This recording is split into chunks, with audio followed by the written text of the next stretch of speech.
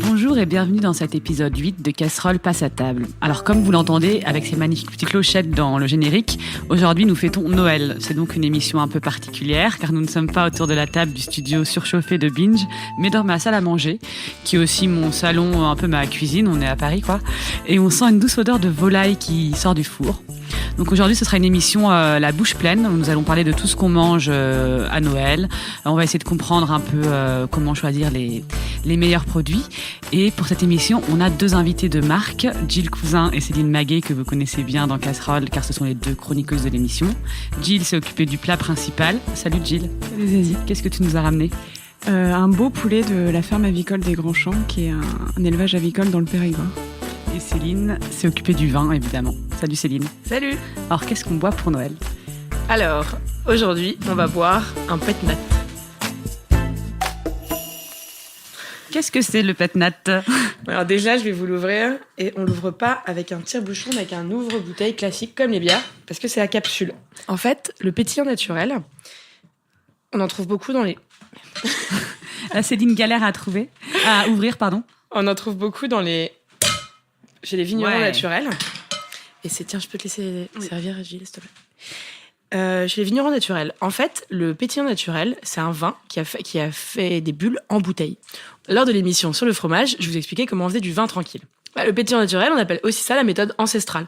En fait, c'est un vin blanc tranquille. On va stopper sa fermentation naturellement, parce qu'en hiver, avec les températures qui redescendent, les levures arrêtent de travailler, ou en refroidissant, c'est-à-dire en mettant en chambre froide. Donc en fait, on met en bouteille, la température baisse, que ce soit donc naturellement ou en chambre froide, et au moment du printemps, quand la température remonte, on sort des chambres froides ou dans la cave, naturellement, la température va doucement remonter. Et à ce moment-là, il y a une nouvelle fermentation qui va se faire.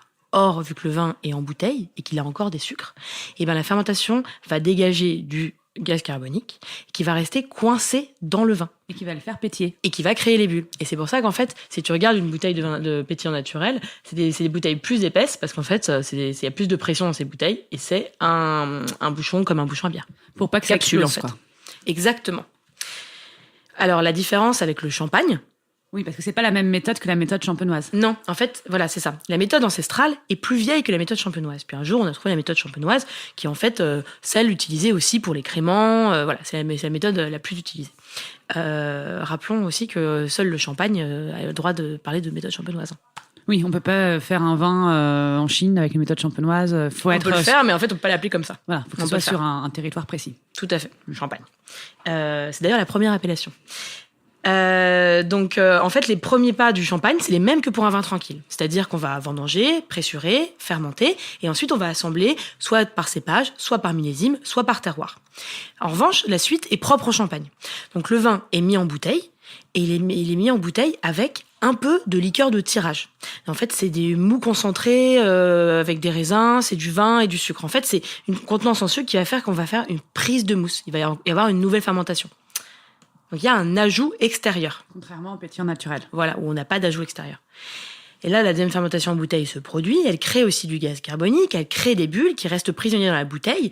Et en fait, on va laisser pendant plusieurs mois les bouteilles et les tourner régulièrement de façon à ce qu'un dépôt se forme, qui est en fait les levures qui meurent. Voilà, l'ajout est en train de mourir au bout près du goulot. Et là, on va dégorger, on va retirer ce dépôt. Là, il va manquer une bonne partie. Voilà, il va manquer 10 centilitres qui vont disparaître de la bouteille. On va donc ajouter une liqueur d'expédition qui vient à la rescousse pour remplacer ce vide. Pour pas vendre aux clients des bouteilles à moitié vides. Exactement, c'est pas très vendeur. Ouais, c'est un peu radin. Il me manque 10 centilitres, c'est quoi ce bordel ? Je me suis fait arnaquer. Exactement. On n'aime pas ça. On n'aime pas ça, surtout quand on a payé un champagne. Et en fait, cette liqueur qu'on va ajouter, elle va aussi donner le style du champagne. Les moins dosés en sucre, elles donnent des champagnes bruts, et les plus dosés, des demi-secs. Et l'ajout d'un vin d'une autre bouteille, au lieu d'une liqueur, donne un 0 dosage. On va ajouter un vin. Donc c'est moins sucré. Il n'y a pas de sucre ajouté. Voilà. Et les sucres, normalement, s'ils sont bien consommés du vin, il n'y a pas de sucre ajouté. On est sur quelque chose, vraiment une trame beaucoup plus vive. En fait, c'est plus facile de faire du pétillant. C'est plus rapide de faire du pétillant naturel que de faire du champagne.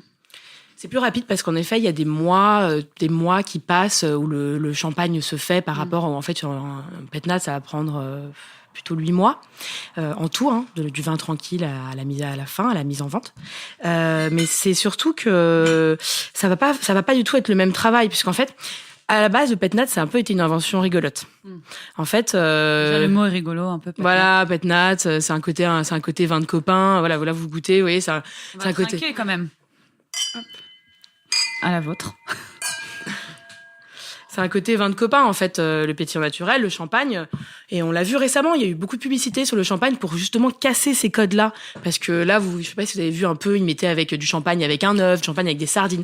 En fait, le champagne, on n'imagine que pour les fêtes. Parce qu'on imagine que c'est cher aussi. Après, en effet, le champagne par rapport au pétillant naturel, c'est pas... Le pet-nat, ça commence, je dirais, à peu près à partir de 12 €, alors qu'un champagne, on sera plus vers 30 €. Et il y a une explication à cette différence de prix, enfin cet écart si grand? Eh ben, c'est justement une bonne question. Parce qu'en regardant de plus près, quand tu regardes un peu en Champagne les prix et le rendement, c'est difficile à expliquer. Il y a l'appellation qui compte beaucoup dans le Champagne. Après, le temps, bien tu évidemment. veux dire qu'on paye... Tu payes l'appellation, tu payes le prestige, tu payes le temps passé. Voilà. Sur un champagne. Après, moi, il y a des choses qui m'agacent aussi dans le champagne. C'est-à-dire que maintenant, c'est plus une marque. Non pas le champagne, mais les grandes marques qu'on nous cite. Ah, moi, j'adore. Je vais pas, name dropper là, mais vous voyez très bien quand je dis, ah, moi, j'adore ce champagne-là, ce champagne-là, ce champagne-là. Et moi, je dis, oui, mais tu connais le nom du vigneron? Et en fait, il n'y a pas de nom de vigneron derrière. C'est tellement des grands domaines que. C'est des négociants, en fait. Ils vont racheter des raisins, faire des champagnes, les mettre sous leur marque. Voilà. C'est pas non plus Coca-Cola, mais bon. Il n'y a pas de vigneron derrière. Alors que sur les pétillants naturels, il y a quand même un vigneron derrière qui se cache.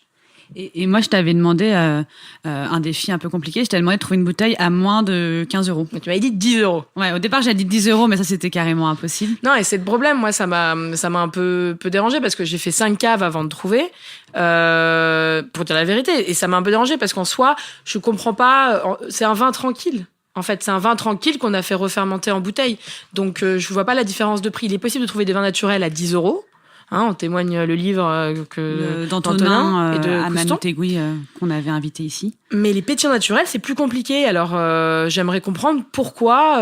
Est-ce qu'il y a encore une histoire de temps? Est-ce qu'il y a encore une histoire d'aléa? Puisque, en fait, on n'est pas sûr que ça refermente. La preuve, moi, hier soir, j'ai ouvert un pet-nat et pas de bulle. Donc, c'était pas bon. Non, mais c'était pas mauvais. Évidemment, c'était pas mauvais. Mais tu sais que c'était un pétillant naturel. Donc, en fait, tu sens que le vigneron a voulu aller quelque part. Qu'à un moment où voilà, les bus se sont perdus je ne sais où sur la route. Et voilà. Mais c'est pour ça qu'il faut pas non plus... on compare le champagne et le pétillant naturel, c'est pas la même chose. Voilà. Le pet-nat, ça se boit facilement, ça se boit en toute occasion. C'est super pour les fêtes, mais c'est super pour l'apéro entre les copains l'été. C'est super quand tu veux. Il y a un côté festif aussi dans le pet-nat, qui y a aussi dans le champagne, mais moins prestigieux. Le champagne, c'est très naissance, mariage, nouvel an, Noël. Moi, ma sœur, pour son mariage, justement, elle a fait son mariage avec du pétillant naturel, qui était délicieux. Je me rappelle plus, Domaine des Noades, je crois, de Jacques Ripoche, super bon. Et en fait, du coup, on avait le pétillant naturel qui coulait à flot parce que c'était beaucoup moins cher. Je crois qu'en achetant plusieurs caisses, c'était genre 11 € la bouteille, alors qu'avec du champagne, elle aurait tout de suite été sur des 20 €, 25 €, quoi. Oui, forcément, ça a un impact. Mais après, le champagne, il y a un côté très, très étiquette. Hein, tu vois, le champagne, quand t'amènes du champagne, il y a un côté très regarde ce que j'ai ramené, tu vois, t'imagines le montant que j'ai mis derrière. C'est voilà, pour le champagne, c'est bénéfique pour eux. Et en même temps, ça les tire vers le bas pour l'objet du quotidien, le vin du quotidien. Tu as l'air radin quand tu ramènes un pétillant naturel à Noël à ta belle famille. Je sais pas ramener du champagne, mais mais tu peux l'argumenter. Après, il y a aussi des champagnes naturels qui sont magnifiques. Hein. Il y en a plusieurs, il y en a beaucoup. Et c'est compliqué de faire du champagne naturellement d'ailleurs. Et cette bouteille que tu as ramenée, c'est quoi alors? Alors là, j'ai ramené. Je suis partie dans une région où ils ont aussi leur champagne à eux. Hein, qui est le crément. Donc le crément d'Alsace. On est parti en Alsace chez Christophe Lindenlaub et c'est un pétillant naturel qui est fait avec des pinots gris. Voilà, un des cépages d'Alsace en monocépage, puisqu'en Alsace, on fait du monocépage, on met un seul cépage par vin. Moi, je trouve ça très bon. C'est très bon, ouais. Après, vous n'avez pas du tout une sensation de champagne. Il faut pas non plus faire croire que c'est du champagne dans votre verre. C'est un pétillant naturel. Il y a plus de fruits aussi. Et est-ce que ça ira bien avec le foie gras? Eh ben, on va goûter. Parce que moi, j'ai ramené du foie gras. Je m'occupais de l'entrée. Et donc, devant vous, Gilles et Céline, vous avez 2 foie gras un peu différents. Parce qu'en fait, il y a un foie gras qui n'est pas un foie gras, mais un joie gras. Est-ce que vous pouvez, je sais pas, Gilles, tu vas être bisutée, est-ce que tu peux me les décrire? Alors, le faux gras, je sais pas comment... Joie gras. Le joie gras. Parce qu'il y a de la joie dans ce faux gras. Il est légèrement orangé, presque une petite couleur saumon. Il y a du poivre 5B dessus. Et il a une forme un peu freestyle, mais ça, je crois que c'est parce que tu l'as pas mis au frigo de suite. J'ai un peu fait la fête hier, il était dans mon sac, c'est vrai.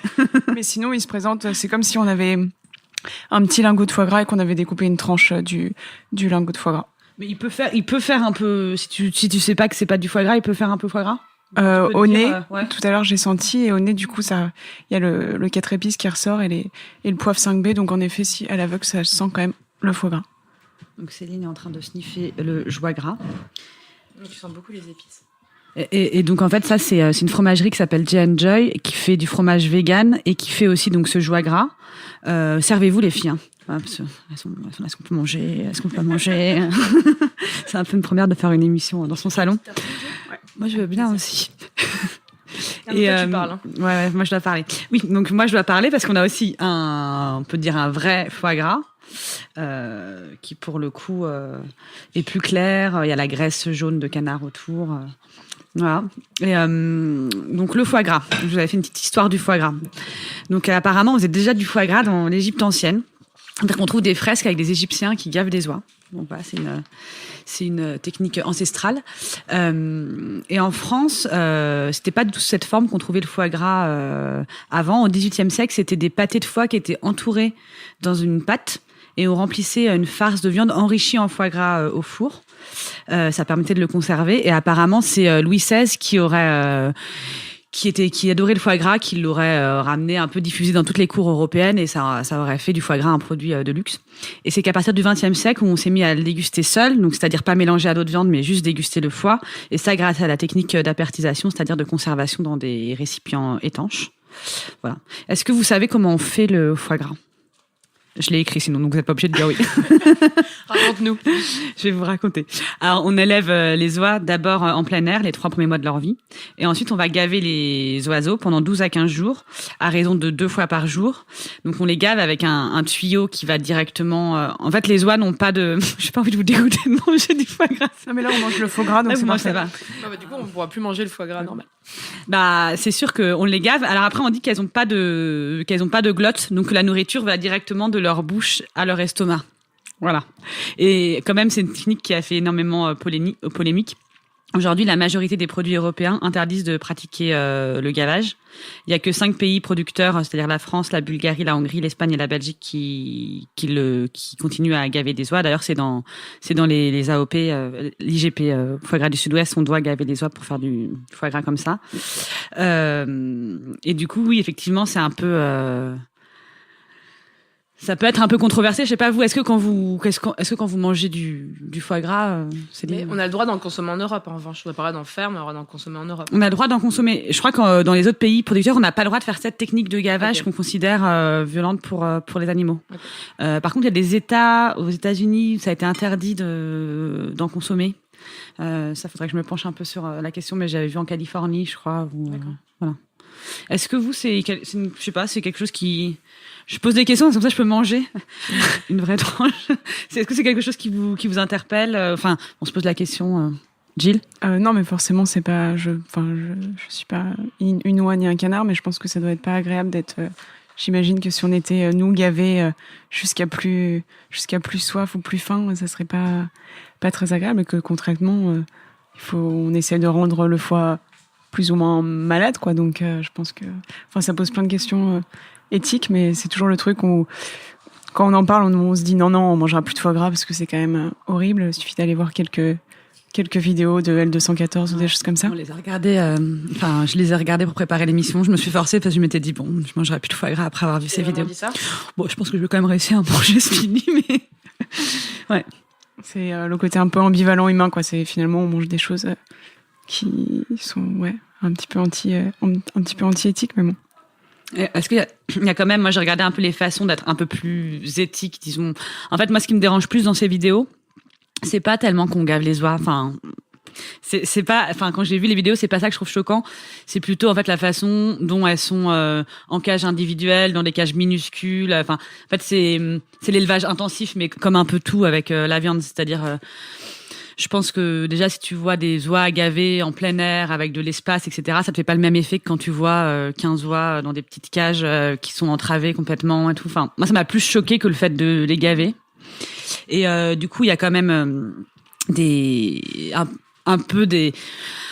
Alors après, je pense qu'on mange du foie gras, on n'en mange pas, mais il y a quand même des façons de le choisir. Déjà, on peut se fier un peu à l'IGP, qui signifie que les oiseaux ont été élevés et abattus dans la région.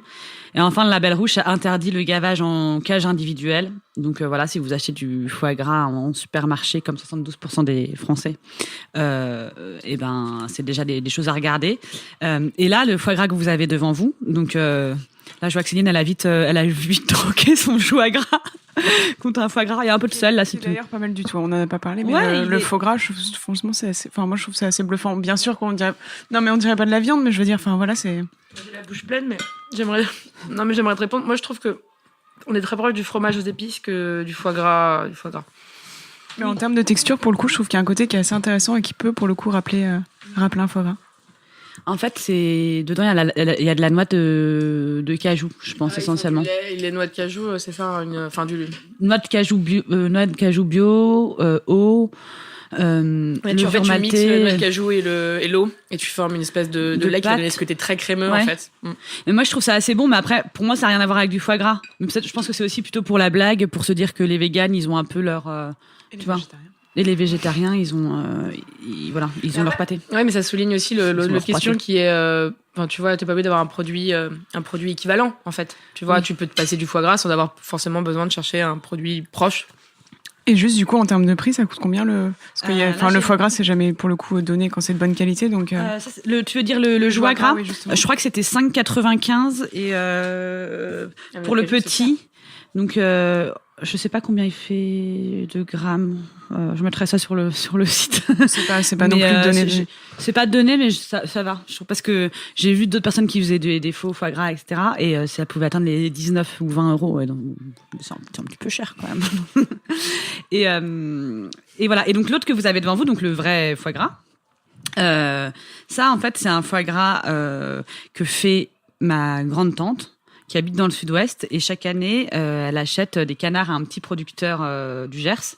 Et toute ma famille vient faire un peu le Dexter des canards, quoi. C'est-à-dire que chacun commande son canard, genre je voudrais un canard, 2 canards, 3 canards. Et on se retrouve tous en famille et on fait toutes les parties du canard. Donc j'ai eu mon père au téléphone qui m'a expliqué très longuement, m'a réexpliqué comment on les découpait et tout.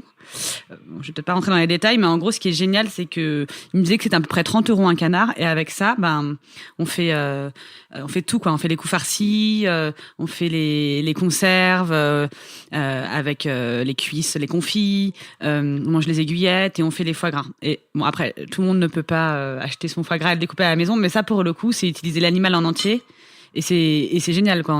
On peut soit conserver les conserves, soit congeler les magrets, par exemple, et avoir du canard toute l'année. Et là, pour le coup, les canards sont automatiquement gavés ou les canards sont gavés aussi, vu qu'ils arrivent gras et avec un foie gras. Donc, Et c'est 30 € un canard, élevé combien de temps? Ça, j'avais pas cette info. Mais il m'a dit c'est un petit paysan. Genre, il avait l'air d'être très bien, ce petit paysan. J'ai essayé d'appeler ma grande-tante qui me répondait pas. Mais en gros, c'est de la bonne cam. Vous viendrez avec moi en janvier. Faire les Dexter du canard. Faire les Dexter du canard. Mais c'est assez impressionnant, parce que c'est hyper militaire. Enfin, dans ma famille, ils sont très... Donc en fait, il y a des gens qui sont à la découpe. Du coup, on va pas forcément venir, parce que ça donne le côté un peu militaire de la découpe du canard. Toi, tu serais... Je pense que faut être... tu vois, tu sais pas là pour rigoler, quoi. Genre, t'as ton canard, mais tu participes si tu veux repartir avec ton magret, etc. Mais après, t'es trop content d'avoir tes conserves de canard. C'est quand ça? C'est en janvier. Avis à tous les auditeurs. Venez tous à Agen avec moi. Et celui-là, vous en pensez quoi alors, ce foie gras? Moi, je trouve peut-être pas assez salé, mais... Ouais, j'ai rajouté, moi, personnellement, un petit peu de sel de Maldon. Tu veux du pain? J'étais en train de le manger comme ça, sans pain. Mais oui, je veux bien. Non, il est très bon, il est bien. Enfin, sinon, il est bien assaisonné. C'est sel, poivre, seulement. Ouais. Bon. En fait, j'ai un truc à vous avouer. J'aime pas le foie gras. J'aime pas le foie gras. En fait, je suis pas une très grande fan du foie gras et je passe souvent mon tour sur le foie gras pour le laisser aux gens qui apprécient. T'as raison, faut pas gâcher. Et pourquoi t'aimes pas? C'est une question de texture, en fait. C'est une question de texture du gras. Ça me gêne un peu en bouche. C'est pas que j'aime pas, c'est que voilà, je trouve que sur la table de Noël, il y a 1000 autres choses qui me donnent envie et je veux laisser de la place pour ces 1000 autres choses. Et moi, je disais aussi qu'il y a pas mal de recettes végétariennes qu'on peut faire, même avec, je sais pas, de la courge rôtie. Il y a beaucoup de recettes d'Otolenghi qui est un chef israélien qui est assez connu. Et lui, il a des milliers de recettes végétariennes super bonnes avec des courges rôties, de la purée de sésame, etc. Et ça peut être aussi des alternatives.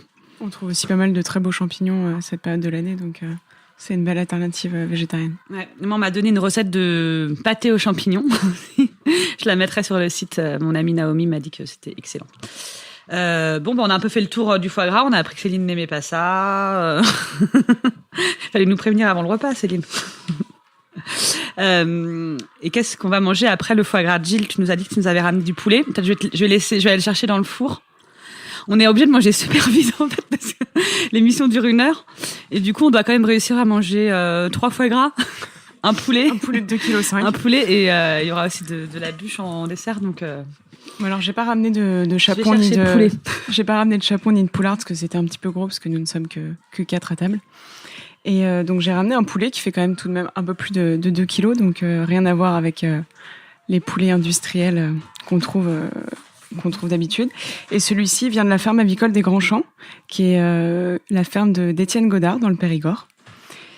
On l'a J'arrive avec le morceau de poulet. Et Gilles, tu vas devoir demander, parce que moi je sers, tu dois demander ce qu'on préfère comme morceau. Céline va nous dire, je déteste le poulet, c'est dégueulasse. Alors juste, je vais dire comment on l'a préparé, parce qu'on y a apporté beaucoup de soin avec Zazie. Donc déjà, il y a 2 jours, on a commencé à l'assaisonner, on l'a salé, poivré. Zazie a délicatement glissé des petites rondelles d'ail noir et des feuilles de sauge entre la peau et la chair. Et ce matin, on l'a cuit à basse température, enfin à 150 degrés pour ne pas agresser les blancs. Et voilà.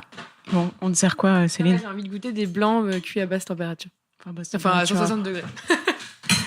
Et je verse du jus là. Merci. Tu me dis quand j'arrête. C'est bon, tu peux t'arrêter, merci beaucoup. Ah oui, c'est copieux. Et on l'a accompagné, on l'a fait cuire, donc il a cuit à peu près 2 heures. Toutes les demi-heures, on l'a retourné, on a rajouté un petit peu de jus et on a fait cuire des petits légumes de la ferme avec. Ouais, de la ferme de Gilles. Ferme au vert. Gilles, toi tu m'as dit que tu aimais bien toutes les parties les plus trash. Tu m'as dit moi j'aime tout ce qui est trash dans le poulet. Moi j'aime bien le croupion, le cou et les viscères. Ben voilà. Une tête de poulet. Ouais voilà, et la tête. Ouais. J'adore ça. En fait, j'aime pas les autres. En fait, j'aime pas le poulet à part tous les trucs un peu bizarres. La tête de poulet, juste tu viens et tu avec les doigts bien sûr. Ouais, avec les doigts et tu rognes un petit peu autour du Céline, la tête de... On a Alors, donc, dans l'assiette de Gilles, une tête de poulet entière. Est-ce qu'on voit encore? Elle a encore un peu ses bases de plumes sur le bout de son nez. Et quelque chose d'assez appétissant pour Gilles. Ouais, déjà, c'est fait assez rare et qui est souvent synonyme de qualité, c'est que le poulet, on l'a acheté entier, en fait. Il y avait encore le cou et la tête. Et c'est vrai que dans les poulets de supermarché, pour le coup, vous avez ni le cou ni la tête. Mais c'est parce que il y a aussi ce côté pas vendeur d'avoir la tête, les enfants qui crient dans les rayons. Ça a l'air magnifique, hein. Ça a vraiment très bon. Zazie est en train de se mettre 1 litre de sauce littéralement sur son blanc. J'aime trop le jus du poulet. Moi, je commence à manger. Hein. Ah oui. Donc on a tous notre poulet. Je viens de me rasseoir. Est-ce que donc Gilles, tu nous as amené un poulet et pas un chapon, alors que normalement on mange plutôt du chapon à Noël. Mais Binge a dit que c'était trop cher. Non, c'est surtout que c'était un petit peu gros, mais en effet, la plupart du temps, pour les fêtes, c'est quand même rare qu'on trouve un poulet rôti sur les tables. On trouve surtout des chapons ou des poulardes. Je crois que je vais peut-être rappeler quand même ce qu'est un chapon, parce que je suis pas sûre que... Oui, en fait, moi, je suis pas sûre de savoir tout à fait ce qu'est un chapon. Alors, rapidement, en fait, un chapon, c'est un coq que l'on a castré à la ferme avicole des Grands Champs, donc là dont vient le poulet que nous sommes en train de manger. Cette opération, elle est réalisée au sein même de la ferme. C'est pas les vétérinaires qui le font, pour le coup, c'est les employés de la ferme. Elle a lieu lorsque le coq a environ 5 semaines. On va revenir un peu sur le côté souffrance animale, etc. C'est pas une opération anodine. La plupart du temps, les coqs ne sont pas anesthésiés. Et 214 qui va nous appeler à la fin de cette émission. Voilà. Et en fait, juste si c'est pas anodin, c'est que contrairement aux humains, les organes génitaux du coq ne pendouillent pas et ils sont à l'intérieur. Donc, ce qui fait qu'on doit aller les chercher pour les sectionner. Et une fois l'opération réalisée, Donc le chapon n'est pas gavé comme on l'entend souvent. En fait, c'est surtout que comme n'importe quel animal castré, je sais pas, vous avez déjà un jour castré votre chat et vous rendre compte qu'en fait il était en train de devenir juste tout gros et qu'il bougeait plus du tout. Et là c'est un petit peu la même chose avec le chapon, c'est-à-dire que après l'opération, il se dépense beaucoup moins qu'avant, il est un petit peu moins vif et c'est pour ça qu'en fait on a des chapons qui sont qu'on obtient des très très grosses volailles. Et la raison pour laquelle on chaponne une volaille, c'est qu'en fait, ça permet de changer la texture et on va avoir une chair beaucoup plus persillée. Donc, on va avoir vraiment la chair qui va se mêler au gras et c'est censé donner du coup quelque chose de très très fondant. Et après, donc, il y a soit la team chapon ou alors il y a également la team poularde. La poularde, en ce qui concerne pour le coup la ferme avicole des Grands Champs, en fait, c'est tout simplement une poule pondeuse que l'on abat juste avant qu'elle commence à pondre. Donc voilà, quand elle a la chair qui est encore extrêmement moelleuse également. C'est très bon, hein. Tu me régales. Tu te régales. C'est bien moelleux. C'est bien moelleux. Ouais. On sent le beurre, l'huile d'olive, mais surtout le bon poulet. Ah. Ouais, et les bons légumes. Ça doit être un peu dur pour Jules qui réalise l'émission, parce qu'il n'a pas mangé, il peut pas, il a les mains sur la manette, mais du coup il aura une assiette après. Mais là il nous voit manger, tout ça doit être. J'aimerais pas être à sa place. Donc Gilles, de manière générale, qu'est-ce qui fait une bonne volaille? Alors j'ai posé la question à Étienne Godard, donc qui a produit le poulet qu'on est en train de manger. Et ce qui m'a répondu, pour le coup, l'élément essentiel et ce qui détermine une bonne volaille, c'est l'âge d'abattage. En fait, généralement, les industriels abattent les volailles lorsqu'elles ont entre 32 et 60 jours, tandis qu'à la ferme avicole des Grands Champs et chez tous les éleveurs qui respectent les animaux et travaillent bien, elles ont entre 105 et 140 jours. Donc on passe quand même du simple au double, voire même plus. Et si les industriels tuent les volailles si jeunes, c'est pour une question de coût. Il se trouve que les volailles, sur leurs premières semaines de vie, vont grossir vite, prendre beaucoup de poids. Et disons que plus elles grandissent, donc plus elles mangent, sauf que c'est pas proportionnel en termes de... Comme les enfants, quoi. Voilà. Et que finalement, il arrive un stade où les volailles grandissent de moins en moins, mais mangent de plus en plus, donc ça coûte trop cher. Donc les industriels décident de les tuer, alors que c'est justement ces dernières phases de croissance qui permet d'avoir une chair vraiment vraiment bonne et qualitative. Et après, quand je lui ai demandé, du coup, il m'a dit que le deuxième élément qui était déterminant, et là du coup ça repose sur vous, auditeurs, c'était la cuisson, et que pour ne pas agresser les blancs, il fallait absolument cuire sa volaille à 150 degrés. Donc souvent quand on regarde, je suis sûre que si on regarde chez Marmiton comment on cuit sur le site Marmiton, comment on cuire une volaille, ils doivent indiquer de la cuire à 180 ou 200 degrés. Et surtout pas... Nuls chez Marmiton. Ils sont nuls. Donc suivez les conseils d'Étienne Godard et faites cuire votre volaille, prenez un peu plus de temps et faites cuire votre volaille à 150 degrés seulement. Et là du coup, pour rappel, pour indication, nous on a fait cuire pendant 2 heures une volaille qui faisait à peu près 2 kilos, si je me trompe pas. Ouais. Et comment on l'a choisi? Donc toi, tu as été directement auprès d'un producteur. Ouais. Voilà, comment le coup, vous pouvez facilement, même pour le public parisien ou les gens qui habitent dans le Périgord, vous pouvez aller sur le site de la ferme avicole des Grands Champs. Donc ils se déplacent de temps en temps en région parisienne et à Paris. Ils sont là à peu près une fois par mois au marché des Enfants Rouges dans le 3e arrondissement. Après, bien sûr, ce ne sont pas les seuls à faire du bon travail et vous pouvez dans les réseaux de la ruche qui dit oui ou des AMAP, trouver des bonnes volailles. En période de fête, ils proposent aussi chapon et poularde. Et le plus important, sinon, c'est d'être consommateur actif. Donc, c'est-à-dire, si vous allez au marché, que vous achetez votre volaille, c'est pas parce que juste vous l'achetez au marché que ça garantit une bonne qualité. Donc, il faut pas hésiter à poser des questions à votre producteur, lui demander comment il travaille et si vous le pouvez, lui rendre visite. Et a priori, s'il est transparent et vous laisse visiter l'exploitation, c'est qu'il a rien à se reprocher. Et surtout, c'est pas plus cher. Donc là, le poulet qu'on est en train de manger coûte 9 € du kilo. Et sur demande de Zazie, j'ai été faire un petit tour au supermarché du coin. Et j'ai regardé, donc j'ai été au Monoprix et une volaille Label Rouge de la marque Monoprix Gourmet coûte 8,55 € du kilo. Donc il y a franchement, c'est pas plus cher de manger une bonne volaille. Et quand on est obligé d'aller au supermarché, est-ce qu'il y a quand même, moyen de limiter la casse, genre avec les labels et...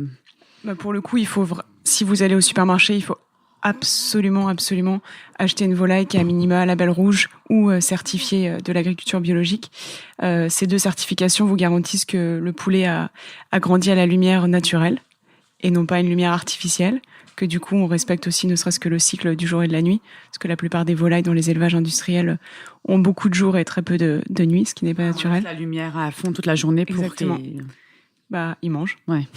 Voilà. Sans le passe. Et ça garantit aussi, ces deux certifications garantissent qu'elle ait vécu minimum 81 jours. Donc déjà, c'est un peu mieux que la moyenne, on disait tout à l'heure, de 35 jours, si je me souviens bien. C'est bon ? C'est délicieux. Moi, j'adore manger aussi la peau.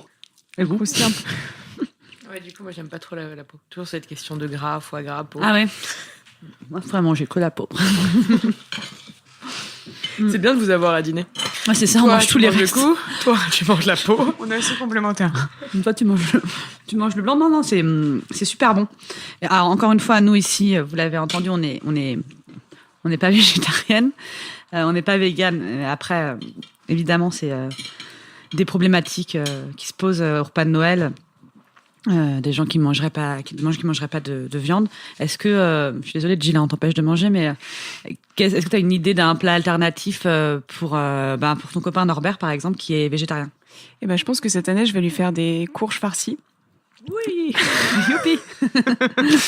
Donc c'est toujours la question. Du coup, les végétariens, souvent en période de Noël, ont quand même l'impression d'être un petit peu punis parce que c'est quand même la valse des huîtres, du foie gras et des volailles. Et bon, quand ils sont juste cantonnés à la garniture, c'est quand même pas très drôle. Mais il y a moyen de faire avec des bons légumes.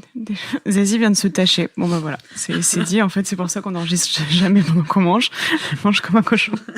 Et non, mais on pourrait par exemple, je sais pas, faire des petites courges farcies, des pâtis-doux, un petit goût de noisettes assez subtil qu'on pourrait faire avec un bouillon de légumes, avec du quinoa, etc. Enfin, ça, c'est pas un frein. On peut manger végétarien à Noël. Ouais. Mais c'est vrai que Noël, c'est un peu, je sais pas, on a un peu tendance à tous les excès, quoi. Je me rappelle de mon meilleur ami, sa famille est végétarienne, lui non, qui venait en douce chez nous à Noël pour filer le reste le lendemain de Noël parce qu'il avait mangé du gratin de légumes, tu vois.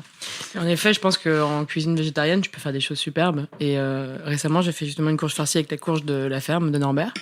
Et c'était ça, tu vois, on n'avait rien de produit comme produit animal lors de notre déjeuner. Et c'était super. Et je pense que tu peux le décliner pour les fêtes. Et justement, quand on parle de Noël, là, on est en train de faire notre Noël entre amis, donc c'est un Noël un peu particulier. Hein. On a des micros, on doit manger en même temps qu'on parle. C'est un exercice un peu particulier. Mais est-ce que je vous ai même pas demandé si vous aimiez Noël? Moi, j'aime bien les cadeaux, c'est tout.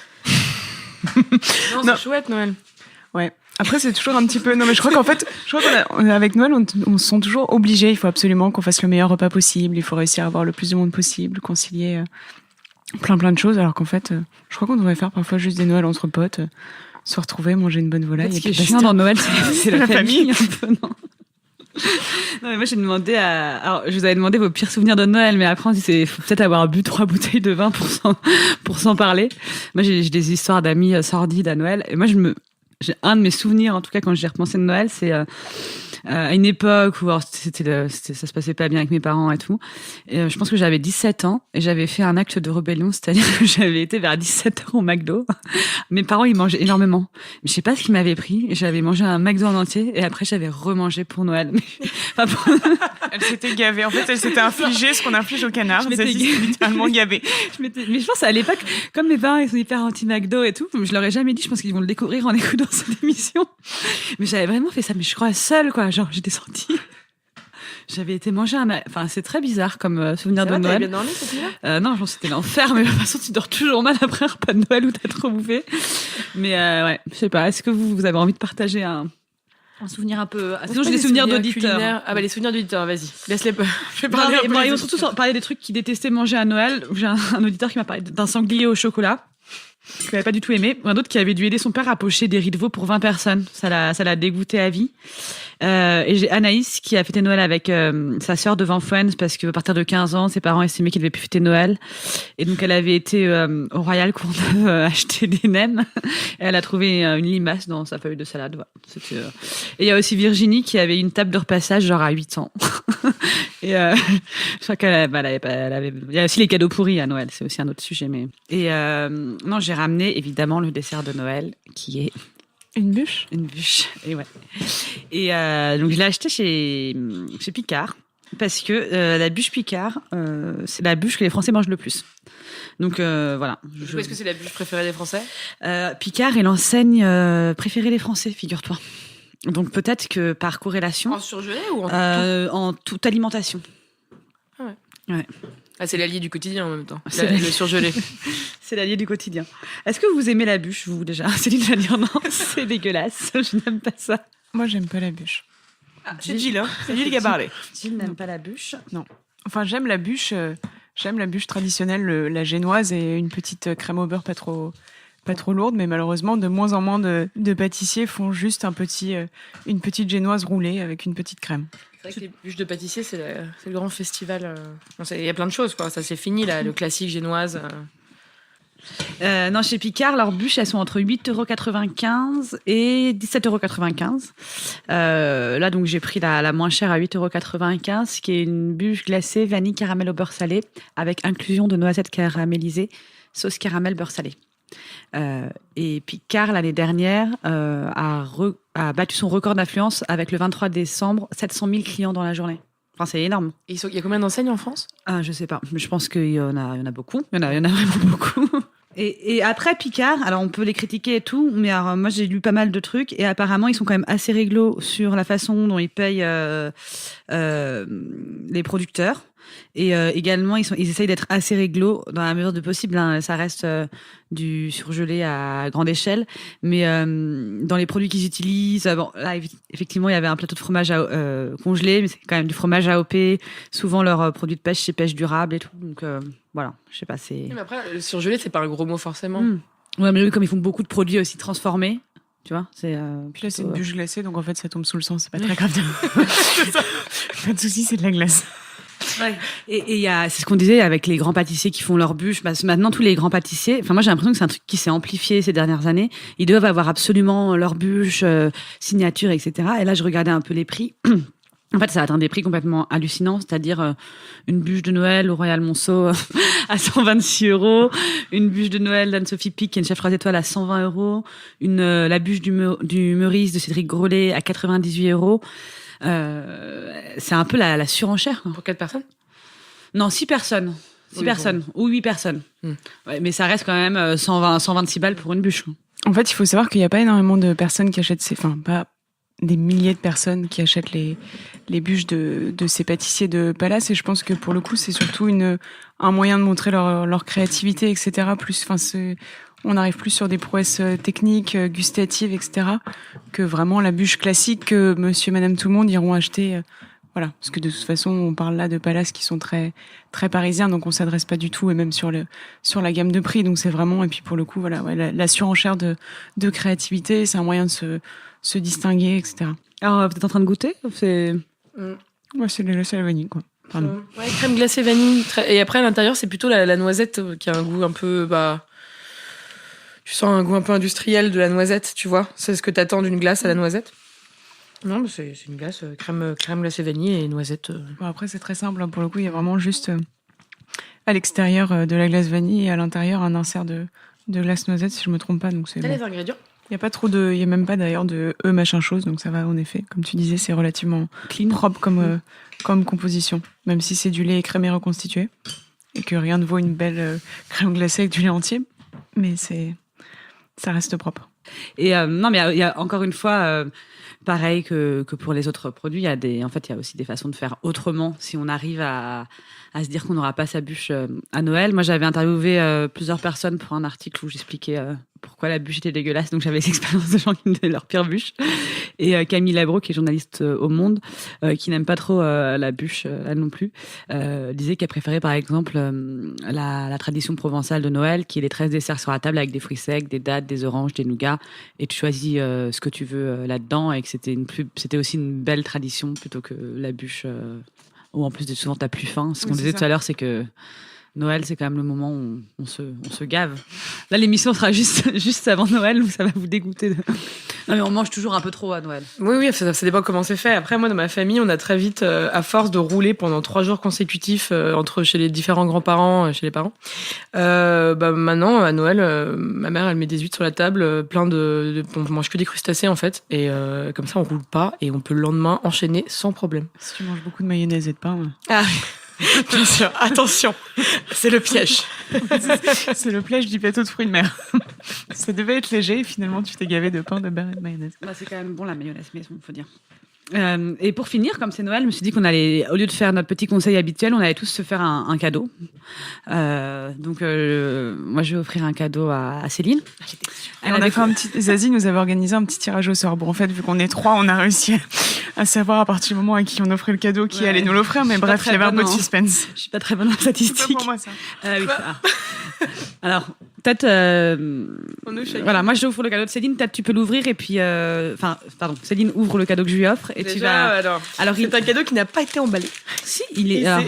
Donc, c'est dans le Times. Ouais. Elle l'a emballé. Trop chic. Nous voulons des coquelicots de Fabrice Nicolino et François Veillette. Et là, Céline a fait la tête de tous les gens de ta famille qui sont un peu déçus quand ils ouvrent leur cadeau, qui font « Ah ben, merci beaucoup, je suis trop contente d'avoir ce cadeau. » Non, mais alors, on avait dit qu'on s'offrait un petit truc un peu recyclé. J'ai lu ce bouquin. Fabrice Nicolino, c'est un journaliste chez Charlie Hebdo et il est très engagé et du coup il a créé un mouvement qui s'appelle Nous voulons des coquelicots, un mouvement écologique et le livre est hyper intéressant, voilà. Et je me suis dit que c'était bien, c'est un livre engagé et qui parle aussi un peu de tous les ravages qu'ont pu faire les pesticides sur nos terres et sur les plantes et tout. C'est pas très gai mais ça se lit vite et parfait pour les fêtes. Voilà. Merci Zazie. Tu vas le réoffrir à quelqu'un à Noël, je sens. Non, promis, je vais le lire avant. La mère de Céline va faire « Oh, bah, c'est bien ça, des coquelicots et tout. » Merci ma fille. Alors, moi je vais offrir mon cadeau à Jill. Alors Jill, qu'est-ce que tu as offert à Du coup, j'ai un vrai bon cadeau. Alors, c'est le guide de la bière à Paris. C'est, si je me trompe pas, oui, les éditions Menu Fretin, qui ont une petite collection de guides qui s'appelle Le Voyageur affamé. Et ils ont fait pas mal de cartes aux villes. Oui, il voulait pas faire. C'est pas de l'auto-promo, mais. Ah oui, c'est vrai, parce que oui, Céline en a écrit d'ailleurs certains. Et non, mais elle a eu la délicatesse de pas m'offrir celui qu'elle avait écrit. Et celui-ci est signé Elisabeth Pierre, qui est zytologue. Exactement, comme elle aime s'appeler. Donc biérologue, qui s'y connaît bien. Et je sais que toi, t'apprécies tout ce qui est fermentation, ça te plaît. Et en plus, je suis petite fille de brasseur, donc je suis très contente. Voilà. C'est une carte de Paris avec les adresses indiquées et une critique pour chaque adresse. Exactement. Et puis il y a aussi une petite introduction sur la bière actuellement à Paris et ensuite quelques modules, tu vois, sur des grands sujets autour de la bière.